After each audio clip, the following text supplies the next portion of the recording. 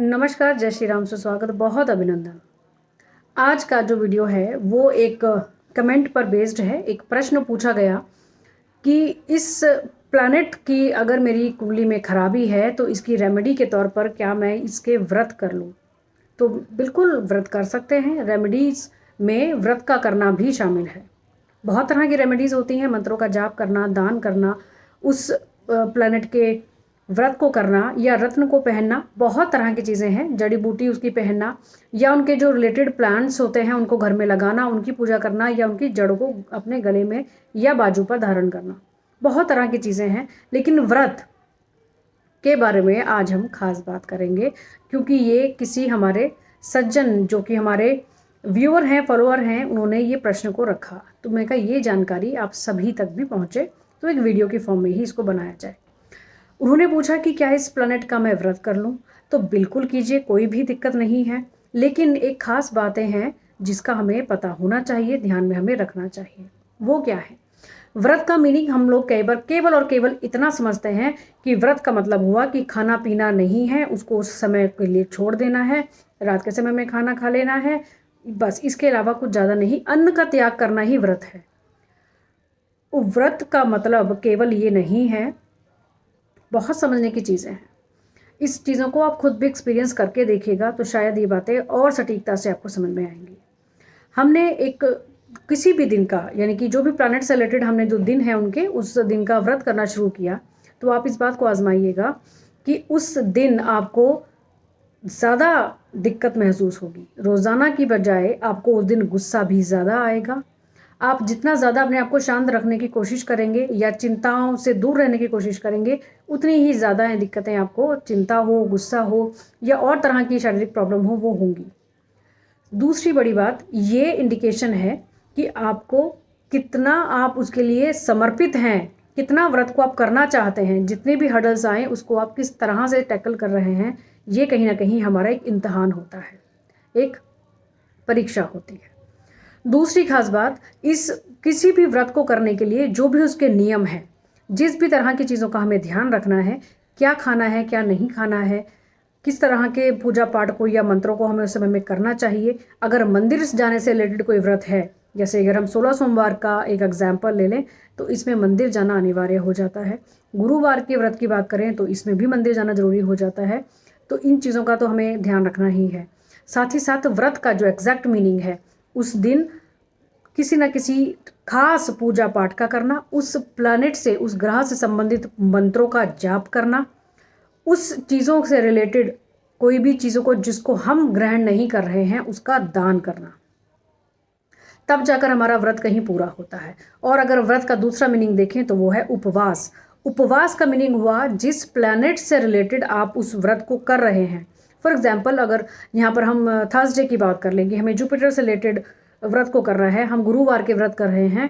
उपवास यानी कि जिस भी देवी देवता का आप उपवास कर रहे हैं उसके पास वास करना। उनके पास, वास मतलब थोड़ी देर रहना।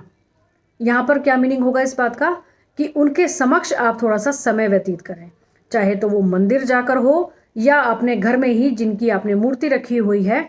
जैसे कि अगर हमने थर्सडे की यहाँ बात की तो भगवान विष्णु या श्री राम या श्री कृष्ण की अगर हम बात करें, क्योंकि ये सभी रूप उनके हैं, तो जिस भी रूप की आप पूजा आराधना करना चाहते हैं, अगर व्रत किया हुआ है तो उस रूप को ज़रूर आप पूजित तो करें ही, साथ ही साथ में उनके साथ में कुछ समय व्यतीत जरूर करें।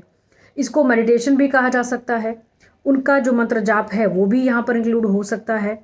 उनके समीप में रहना ज़रूरी होगा अगर हम उपवास यानी कि व्रत कर रहे हैं। व्रत के कुछ नियमों को ज़रूर अगर आप ध्यान कर कर करेंगे, अपने गुस्से को कंट्रोल उस दिन करना बेहद ज़रूरी होगा। किसी भी बात पर आपको गुस्सा आएगा ज़रूर, यानी कि बहुत तरह की ऐसी सिचुएशंस क्रिएट हो जाएं जो कि व्रत में अवॉइडेबल नहीं होती हैं, जबकि हमें ये नियम है व्रत के कि हमें ना तो दिन गुस्सा करना है, हमारी भाषा जो है वो भी मधुर होनी चाहिए, शांत ज़्यादा से ज़्यादा रहना चाहिए, हो सके तो बहुत से टाइम हमें मौन रहना चाहिए, मंत्रों का जाप करना, पूजा पाठ का करना, ये सभी नियम हमारे व्रत के अंदर आते हैं। और दान करना बहुत ज़रूरी हो जाता है अगर आप किसी भी व्रत को करते हैं, चाहे वो A to Z कोई भी व्रत हो।